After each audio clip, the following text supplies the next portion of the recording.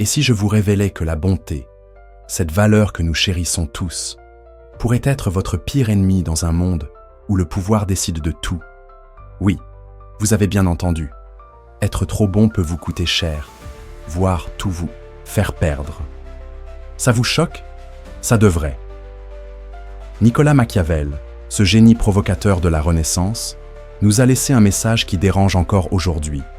Dans Le Prince, il affirme que la bonté, si elle n'est pas maniée avec prudence, peut devenir un piège mortel. Alors, la bonté est-elle vraiment une vertu absolue ou une faiblesse qui nous rend vulnérables face aux réalités brutales du pouvoir? Préparez-vous à une plongée fascinante dans une philosophie qui pourrait transformer votre vision du monde. N'oubliez pas de vous abonner, d'activer la cloche pour ne rien rater et de partager vos pensées dans les commentaires.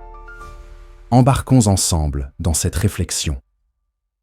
Imaginez un instant que vous êtes à la tête d'une nation, d'une entreprise ou même simplement d'un petit projet qui vous tient à cœur.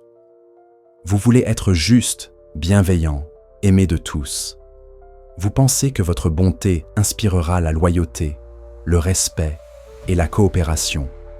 Mais voilà, le monde ne fonctionne pas comme un conte de fées. Nicolas Machiavel, dans son ouvrage emblématique Le Prince, nous met face à une vérité dérangeante. La bonté, aussi noble soit-elle, peut devenir un obstacle dans la quête du pouvoir. Ce n'est pas qu'elle soit mauvaise en soi, loin de là, mais elle peut vous rendre vulnérable, prévisible et même manipulable. Machiavel ne nous dit pas d'abandonner nos valeurs, mais de regarder la réalité en face. Dans un monde où le pouvoir est un jeu d'échecs, chaque mouvement compte et la bonté mal placée peut vous mettre échec et mat. Prenons un exemple historique pour poser le décor. Pensez à Thomas More, cet humaniste anglais du XVIe siècle, connu pour son intégrité et sa vision d'un monde idéal dans son livre Utopie. More était un homme profondément bon, un fervent défenseur de la morale chrétienne. Mais lorsqu'il a refusé de plier face aux exigences politiques d'Henri VIII, sa bonté l'a conduit à l'échafaud. Sa droiture, admirable sur le plan moral, était une faiblesse dans le jeu du pouvoir. Machiavel, s'il avait été là, aurait probablement soupiré. « Thomas, ta bonté t'a aveuglé. » Pour lui, un dirigeant, ou n'importe qui cherchant à influencer, doit comprendre que la pureté morale peut être exploitée par ceux qui n'ont aucun scrupule à mentir, manipuler ou trahir. La bonté, dans un monde parfait, serait toujours récompensée. Mais dans le nôtre, elle peut devenir une cible peinte sur votre dos. Ce que Machiavel nous enseigne, c'est que la politique n'est pas un espace pour les idéalistes. C'est un terrain miné où les intentions pures ne suffisent pas. Dans Le Prince, il écrit que le pouvoir ne s'obtient pas en étant simplement bon, mais en étant efficace. Imaginez un général sur un champ de bataille. S'il hésite à donner l'ordre d'attaquer par peur de faire du mal, il risque de perdre la guerre et de mettre son peuple en danger. La bonté, dans ce contexte, devient un luxe qu'il ne peut pas se permettre. Machiavel ne dit pas qu'il faut être cruel pour réussir, mais qu'il faut savoir quand ranger ses idéaux pour protéger ce qui compte vraiment. C'est une leçon brutale, mais elle résonne encore aujourd'hui, que ce soit dans les couloirs des gouvernements, les salles de réunion des entreprises, ou même dans nos relations personnelles. Mais d'où vient cette idée que la bonté peut être un obstacle? Machiavel remet en question les fondements mêmes de la moralité telle que nous la connaissons. Pour lui, les règles morales, soit honnêtes, soit généreux, soit justes, ne sont pas des vérités universelles, mais des constructions sociales souvent utilisées pour maintenir les individus sous contrôle. Pensez-y.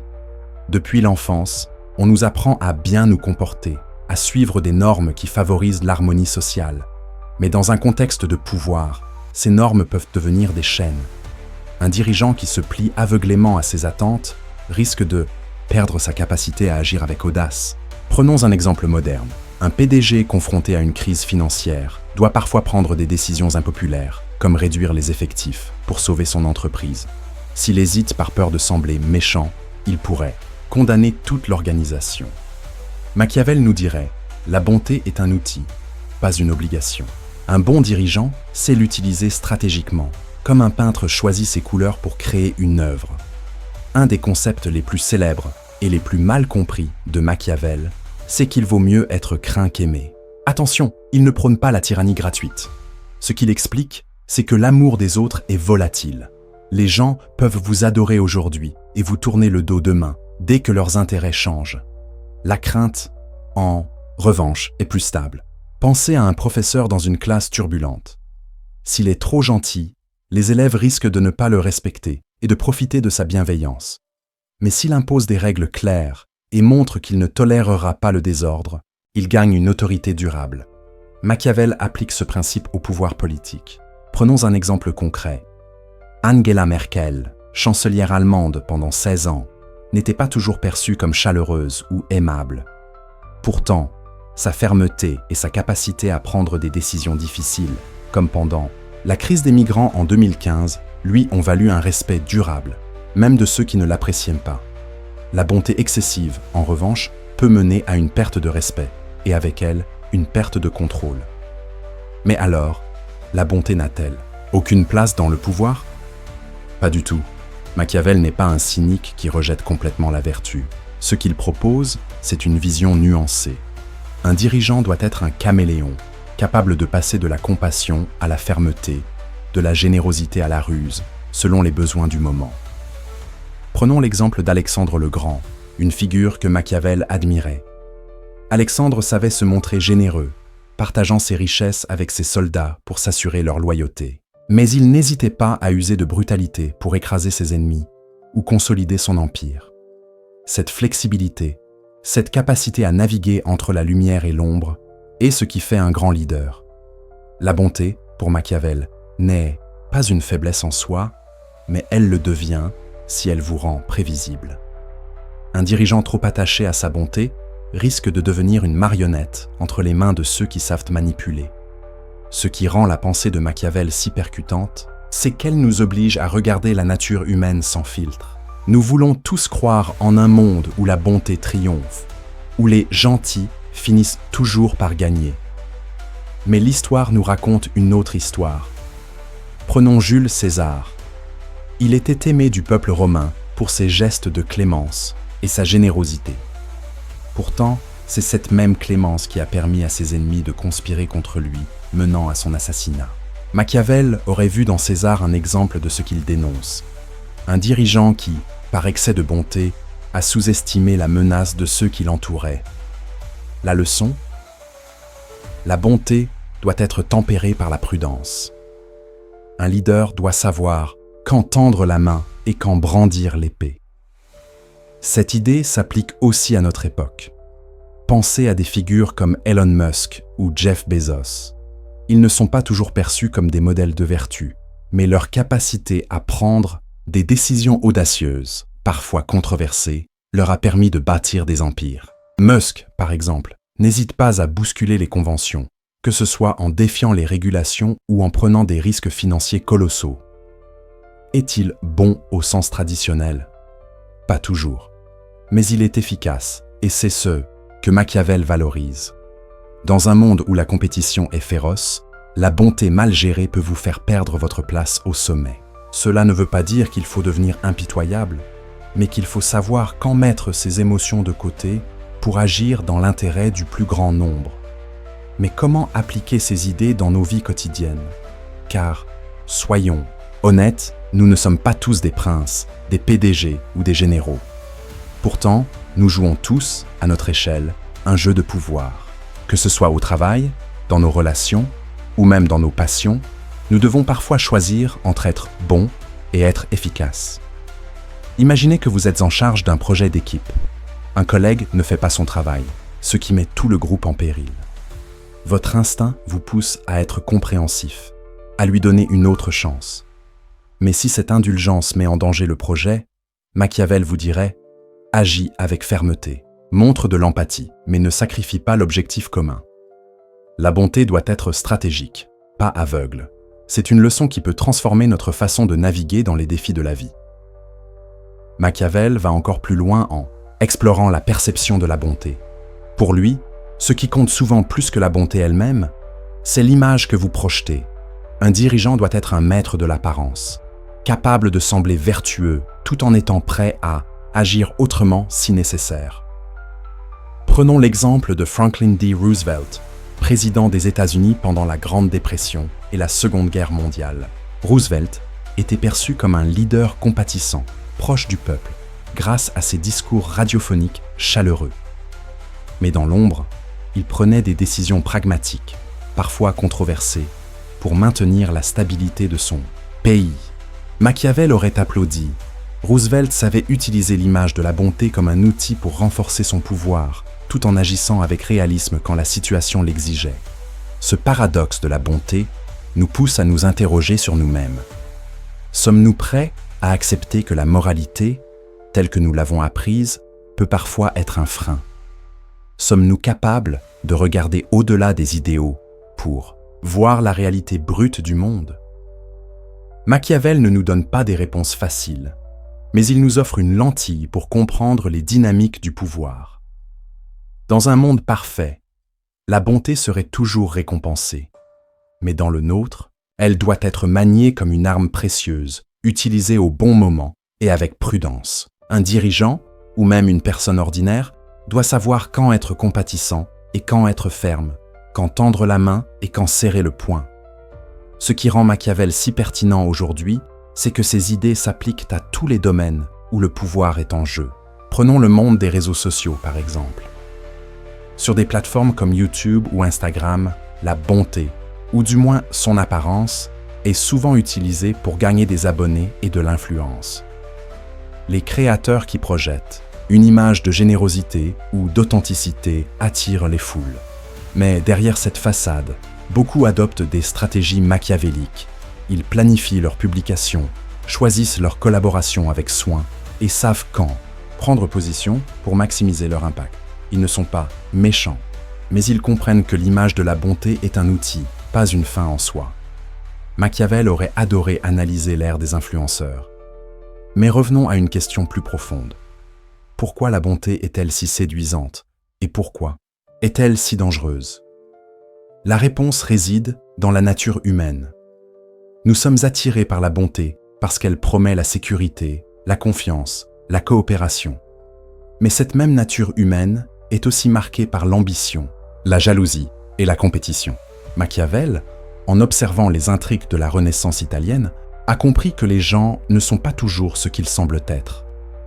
Un allié peut devenir un rival, un ami peut trahir, et un peuple reconnaissant peut se retourner contre vous.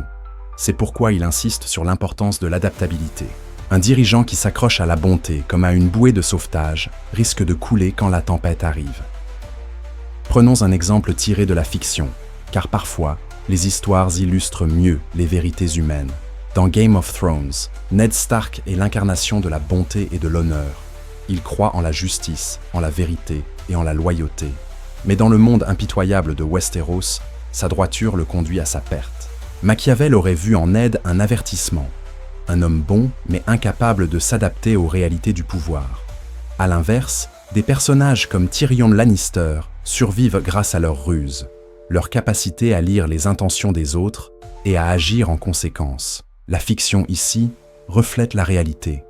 La bonté sans stratégie est une recette pour l'échec. Cela ne signifie pas que Machiavel rejette totalement la bonté. Au contraire, il la voit comme une arme puissante lorsqu'elle est utilisée avec intelligence. Un dirigeant peut et doit se montrer généreux, clément, ou juste quand cela sert ses objectifs. Pensez à Nelson Mandela. Après des décennies d'oppression, il aurait pu choisir la vengeance contre ceux qui l'avaient emprisonné. Au lieu de cela, il a opté pour la réconciliation, utilisant la bonté comme une stratégie pour unir un pays divisé. Mandela était un maître machiavélique dans le meilleur sens du terme. Il savait que la bonté, bien gérée, pouvait être plus puissante que la force brute. Mais il savait aussi quand être ferme, comme lorsqu'il négociait avec des adversaires politiques. Sa réussite prouve que la bonté, lorsqu'elle est tactique, peut changer le cours de l'histoire. Alors, comment intégrer ces idées dans notre propre vie? Car, encore une fois, nous ne sommes pas tous des chefs d'État ou des stratèges militaires. Mais nous faisons tous face à des moments où nous devons choisir entre nos idéaux et ce qui est nécessaire. Imaginez que vous êtes un parent, confronté à un enfant qui enfreint les règles. Votre cœur vous pousse à être indulgent, mais vous savez que trop de douceur pourrait encourager de mauvais comportements.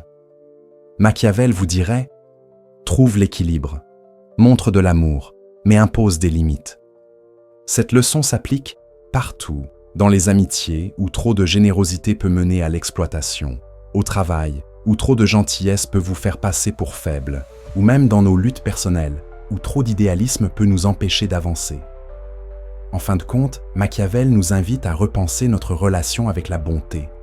Il ne s'agit pas de devenir cynique ou de rejeter nos valeurs, mais de reconnaître que la moralité est flexible, contextuelle et parfois imparfaite. Un dirigeant ou une personne qui veut réussir doit être capable de naviguer dans cette zone grise où la bonté et la ruse coexistent. La fameuse phrase « la fin justifie les moyens » n'est pas une apologie de l'immoralité, mais une reconnaissance que, dans un monde imparfait, les décisions doivent parfois être pragmatiques. La bonté ne doit pas être une prison, mais un outil parmi d'autres dans notre quête de stabilité, de succès et de justice. Alors, où en sommes-nous?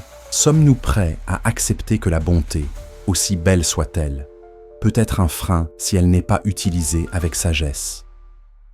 Sommes-nous capables de regarder le monde avec les yeux de Machiavel, sans illusion, mais sans perdre espoir? Car c'est là que réside la véritable force de sa philosophie.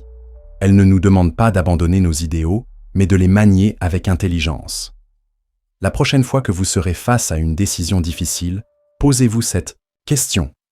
Suis-je en train d'être bon par habitude, ou suis-je en train de faire ce qui est nécessaire pour atteindre mon objectif? Cette réflexion pourrait changer non seulement votre façon d'agir, mais aussi votre façon de voir le monde. Qu'en pensez-vous? La bonté est-elle une force ou un obstacle dans vos propres défis? Partagez vos pensées dans les commentaires. Abonnez-vous pour explorer d'autres idées qui bousculent nos certitudes. Et partagez cette vidéo avec ceux qui aiment réfléchir aux grandes questions de la vie. Ensemble, continuons à décrypter les leçons de l'histoire et de la philosophie pour mieux naviguer dans notre monde complexe.